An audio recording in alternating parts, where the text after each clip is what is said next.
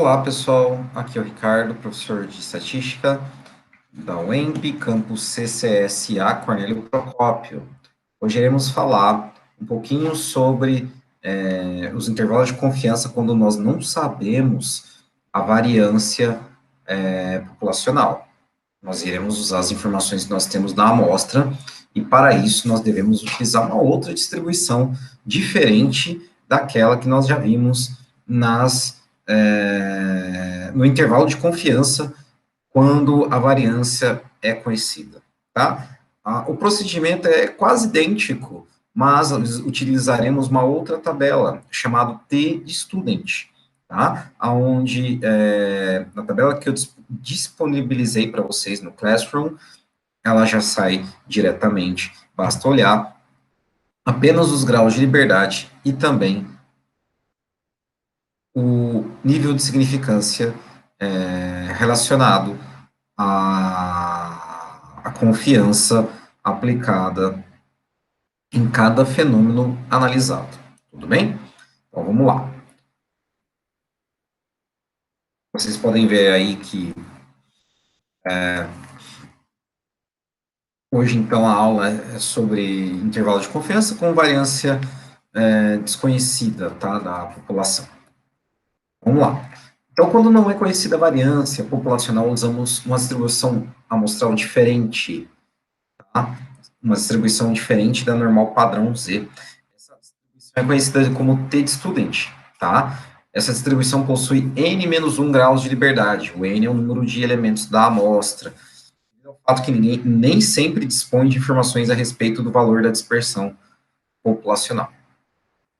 Então, nós retiramos uma unidade da amostra em vias de grau de liberdade para que esse estimador seja não tendencioso nesse caso, correto?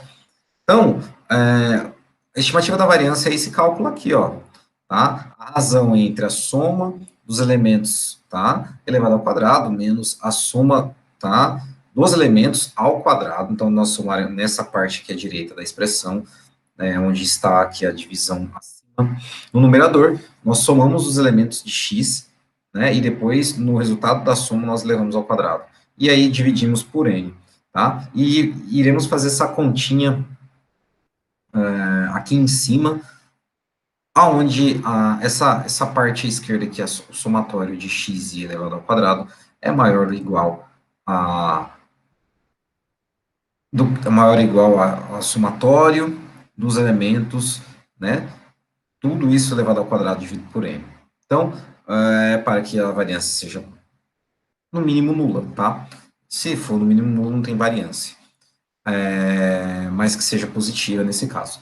E isso tudo dividido por n-1, né? Sendo assim, tendo o estimador um caráter não enviesado.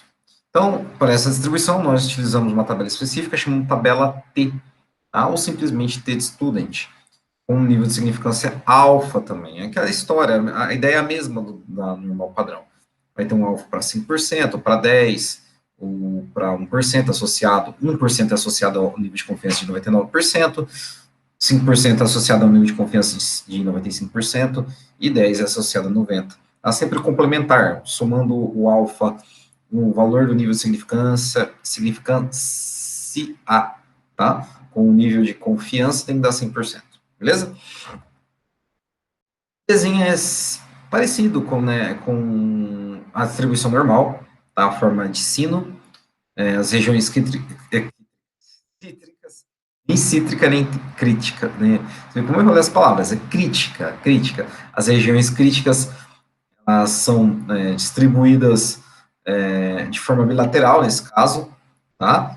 E aí nós dividiremos, então, o alfa por 2, nesse caso, por causa da proporcionalidade. Entretanto, na tabela que eu disponibilizei para vocês no Classroom, já sai de forma direta. Basta olhar somente o caso bilateral, vai estar escrito bilateral lá em cima, e os graus de liberdade. Já mostro a tabela para vocês, tá?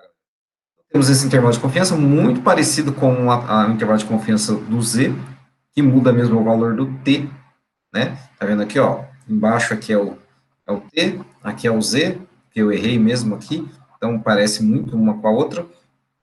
A fórmula do T calculado é a mesma ideia, tá? Só que nós usamos a variância amostral nesse caso. E aqui nós temos, então, um intervalo de confiança, ok? Ter calculado aqui o valor da média, que vai estar entre x menos o erro padrão e x mais o erro padrão, com um intervalo de confiança aqui, então, entre x menos erro padrão e x mais erro padrão igual a um nível de significância já pré-determinado, tá? Então, aqui, um órgão de defesa do consumidor, isso aqui é um exemplo, tá, galera? Um órgão de defesa do consumidor quer saber o custo médio dos consertos de máquinas de lavar. Para isso, selecionar o acaso 25 custos e tem uma média de de R$100 com desvio padrão de 17,50. Por isso, o intervalo de confiança de 95% para a média da população e a margem de erro permitido. Então, olha só, aqui nós temos a seguinte definição. Não fala que a distribuição a distribuição da população é normalmente distribuída com variância tal. Então, aqui, esse desvio padrão, se ela advém da amostra.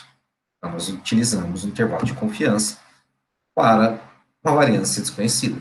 Então, nós utilizamos da estatística T de student e a sua tabela. Então, 95% de confiança, galera, equivale a 5% no nível de significância. Vamos achar o T para 5% na tabela, tá? Eu vou só alterar aqui, ó. Vou alterar aqui o meu PDF, e aqui tem a tabela, tá bom? Aqui tem a tabela.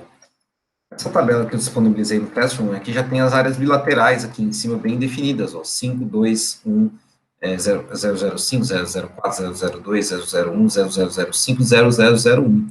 Isso é 50%, 20%, 10%, 5%, 4%, 2%, 1%, 0,5% e 0,1%.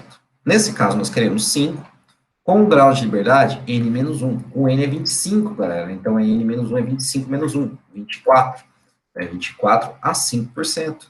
Aqui, ó, 2,0639. Então, o T que nós tabela, o T tabelado, 2,0639. Ou do zero.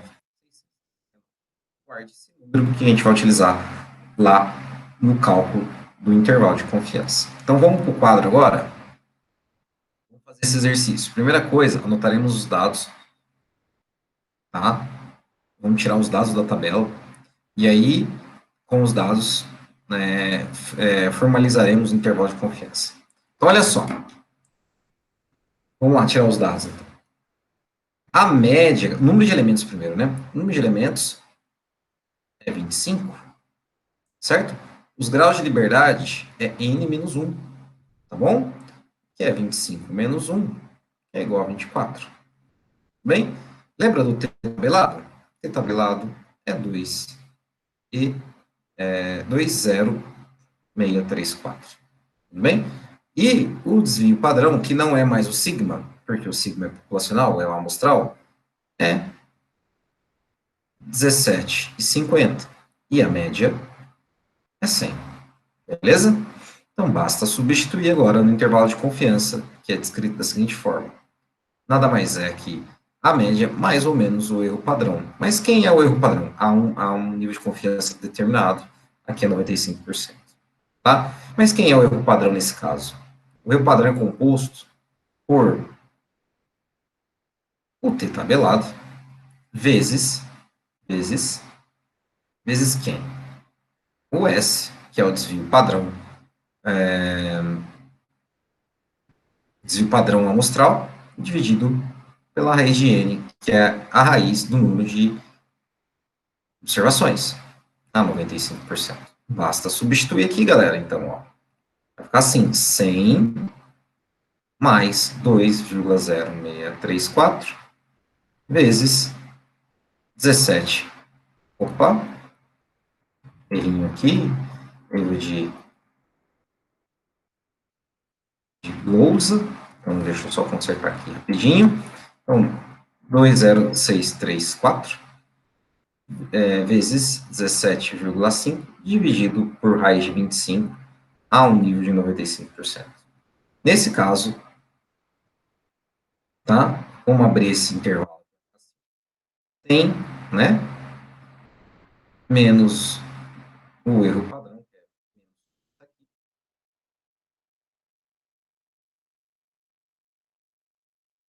e a média vai estar aqui dentro, que é menos, tá, galera? Menos. E aqui agora o mais, tá? Limite inferior, limite superior.